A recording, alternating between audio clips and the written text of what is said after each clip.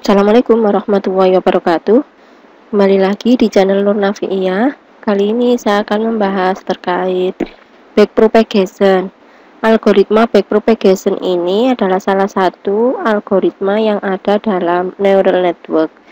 Sistemnya neural network atau cara kerja jaringan saraf tiruan akan bekerja berdasarkan data yang dia inputkan. Kemudian ada istilahnya inisialisasi bobot. Nah, bobot itu tergantung dari berapa jumlah input layernya terhadap hidden layernya dan hidden layer terhadap output layer.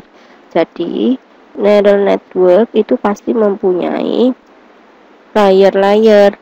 Ada layer input, ya berdasarkan ini data inputnya. Ada layer hidden, di mana hidden layernya hanya satu, akan tetapi nanti node-nya bisa divarian, dibuat beberapa macam, misalkan dibuat dengan 5 node, dengan 6 node atau 7 node. Terus output layer juga sama, bisa ada 2 node, 1 node, tergantung kondisi datanya. Nah, gimana cara kerjanya backpropagation? Sebenarnya di algoritmanya sudah sangat jelas. Ada inisialisasi bobot, kemudian ada proses perhitungan dari input layer ke hidden layer. Jadi kalau hidden layernya ada 5, nanti akan dihitung sebanyak 5 kali dari masing-masing input kan ke Z-nya. Ke Z itu saya simpulkan sebagai hidden layernya. Hidden layer di sini akan kita sesuaikan apa ya istilahnya, sesuai kebutuhan ya. Jadi saya nggak akan menjelaskan secara detail bagaimana prosesnya, akan tetapi bisa dibaca di beberapa buku ataupun di beberapa artikel terkait langkah-langkah dari algoritma backpropagation. Saya langsung ke studi kasus. Jadi ini saya langsung ke studi kasus. Contoh studi kasusnya adalah data drone. Jadi biasanya kalau orang data science pasti akan ngambil data dari Kaggle, kemudian ada istilah data drone ya. Ini adalah contoh data drone modeling. Ada urutan barisnya, ada ID customer, ada nama depan, ada credit score-nya, ada geografik atau dari kebangsaannya, ada gender, ada usia, tenure, balance, name of product, terus has credit card, terus is active membernya, estimate, sama kelasnya ini. Jadi kelasnya adalah excite.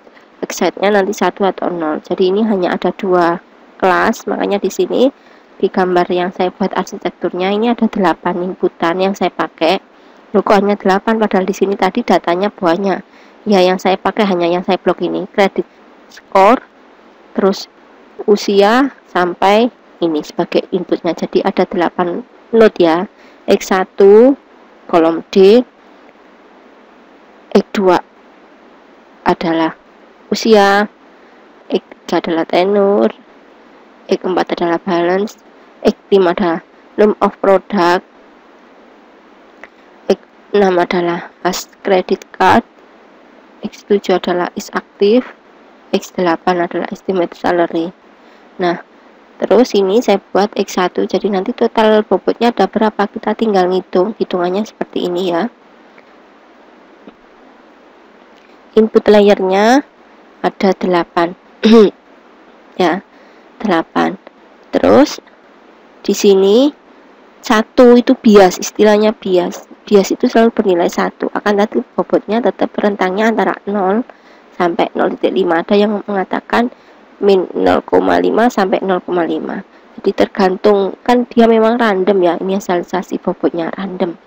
Nah, terus ini inputnya ada, saya tulis inputnya ada 8 ditambah biasnya, berarti ada 9.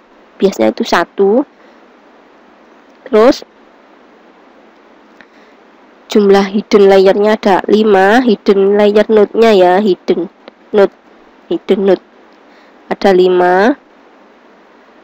Nah, berarti totalnya adalah untuk bobot pertama antara input layer ke hidden layernya yaitu 9 dikalikan 5. Itu total bobotnya. Bobotnya itu saya ulang lagi, nilai rentangnya antara 0 sampai 0,5. Ada yang mengatakan 0,5 sampai 0,5. Jadi karena memang random ya. Berarti ini ada 45 bobot. Bobotnya itu dalam bentuk vektor ya. Vektor. Terus ini untuk input ke hidden. Nah, selanjutnya hidden ke output. Jadi totalnya ada 5 di sini. Ini 5 ya. Ada 5 ditambah biasnya. Hiddennya tadi ada 5 ditambah bias berarti sama dengan 6.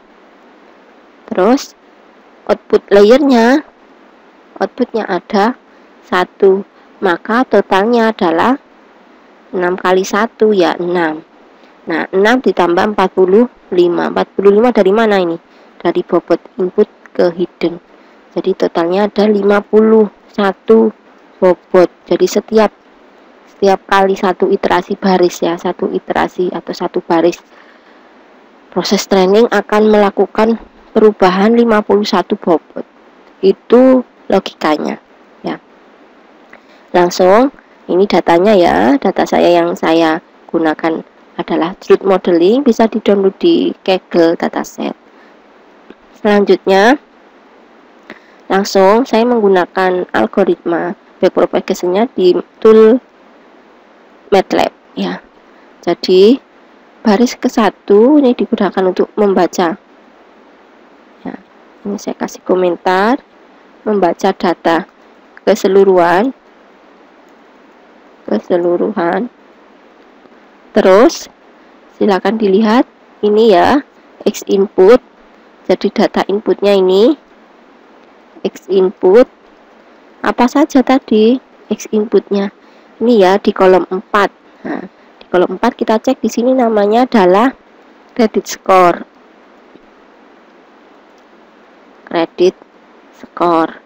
Terus ini berikutnya kolom 7 sampai kolom 13.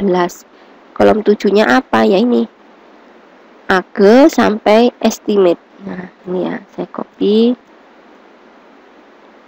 Semoga mau. Oh, enggak mau. Oh iya, mau, berhasil. Nah, ini. Nah, kelihatan ya. Ini saya lanjut. AG. Terus tenur. Kasih komentar. Ini balance. Jadi kolom-kolom yang saya pakai sebagai variabel input yang ini, yang saya pakai adalah yang angka saja, biar nanti bisa terlihat ya. Karena memang kalau backpropagation itu menggunakan datanya adalah data angka ya, data angka. Loh, kalau datanya ada yang kategori gimana? Harus dikonversi dulu ya, harus ditransformasikan. Nah, terus Y ini adalah target atau outputnya. Nah, dimana X14 adalah ini excited. Nah, saya tulis excited. Nah, ini sama juga baris 5 sama baris 6 ini sebagai data tes. Jadi yang baris 2 sampai baris 4 itu sebagai data training ya, data training. Nah, terus selanjutnya ini adalah menentukan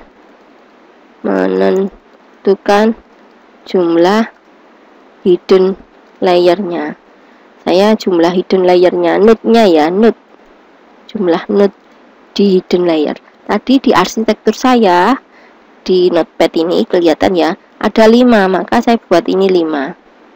Nah, terus fungsi yang saya gunakan adalah fungsi trend SCG. Trend SCG adalah fungsi ini? Kayak model trapesium seperti itu. Nah, fungsi ini yang menentukan fungsi aktivasi ya, fungsi aktivasinya. Jadi di tahap ini itu akan ada inputan, jadi dari hidden layer contohnya ini ada inputan ke sini, terus nanti kan dikeluarkan. Nah, dikeluarkannya itu harus diaktifasikan. Di fungsi aktivasinya itu bermacam-macam. Nah, fungsi aktivasi ini tujuannya untuk mengubah dari skala yang besar, misalkan berapa komanya, terus menjadi skalanya antara 0 sampai 1. Itu fungsi aktivasi, tujuannya seperti itu. Nah, terus ini membuat inisialisasi bobot. Nah, di sini tuh inisialisasi bobot ya. Inisialisasi arsitekturnya juga, arsitektur jaringannya. Nah, ini proses trainingnya yang baris 10. Ini adalah proses training. Nah, hasil training ini kan saya simpan di variabel net ya. Nah, yang di baris 11 ini digunakan untuk uji coba atau testing atau memprediksi. Nah, nanti nilainya itu apa ya istilahnya itu, nilainya itu pokoknya karena di fungsi aktivasi ya antara 0 sampai 1, maka saya buat nih nanti koma desimal. Nah, saya buat menyesuaikan kelas outputnya di sini di datanya 1, 0, sehingga saya buat jika kurang dari 0.5 maka outputnya adalah 0, jika lebih dari itu berarti 1.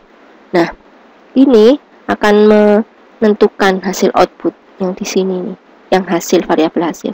Kalau yang variabel output ini hanya angka yang dimana outputnya itu antara 0 sampai 1, jadi dia kayak apa ya, ya sejenis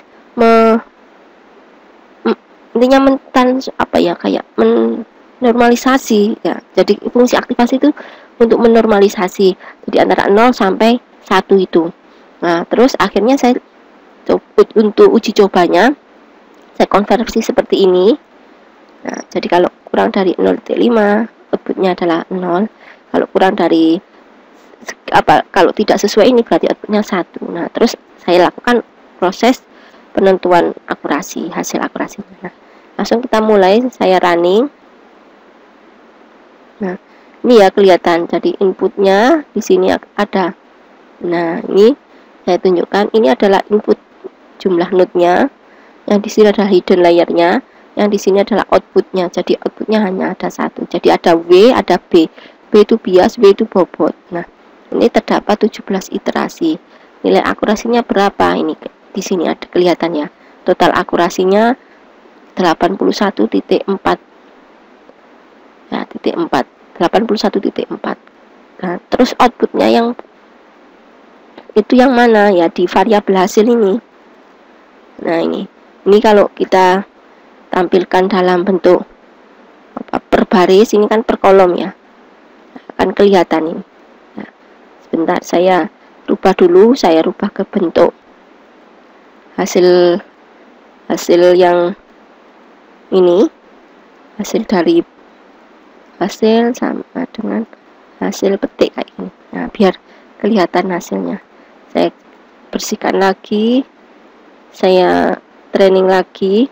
Jadi setiap melakukan training pasti akurasinya berbeda-beda. Kenapa? Karena memang inisialisasi bobotnya kan random, tergantung ya pada saat ini, oh nilai sekian. Oh, nah kalau mau mengkunci misalkan nilai akurasi yang tertinggi sekian, ya berarti hasil bobot yang itu yang disimpan terus, itu yang digunakan.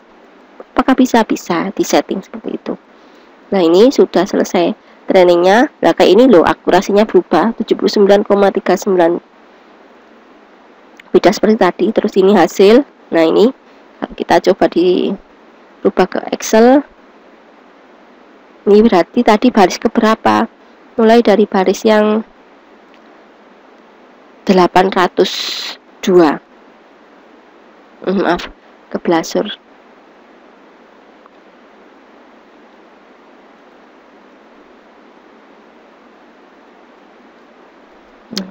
Kita coba di sini. Nah, ini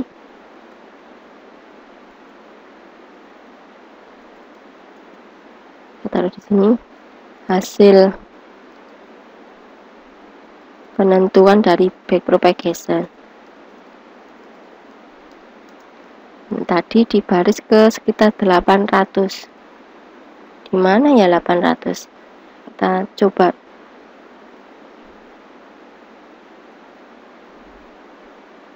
Nah, memang susah karena datanya di sini kan 1000, terus saya bagi 800 untuk training, 199 untuk testing.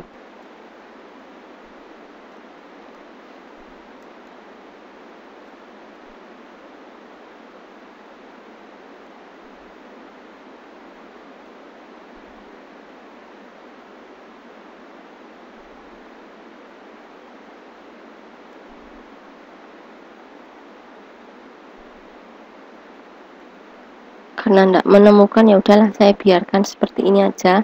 Jadi secara garis besarnya bahwa back propagation itu inputnya kalau nanti tidak angka apakah bisa caranya dibuat konversi. Jadi ada istilahnya transformasi.